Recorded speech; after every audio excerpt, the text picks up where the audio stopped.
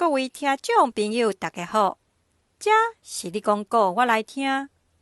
朱朝阳先生是台北邦桥的人，伊自细汉都敖读册。伫日本求学的时，以一个大学还未毕业的市民地学生，通过日本财政部的就职考试，来证明台湾人的能力是袂输日本人的。伊毋愿台湾人互歧视，一生的坚持都是要办一间台湾人自办的学校。过程的辛苦甲困难是安怎克服的呢？后礼拜你广告我来听，要讲的故事都是甲家己献身伫教育办学、伫人才培养的朱朝阳校长，请各位准时来收听。阮伫线顶等恁来坐。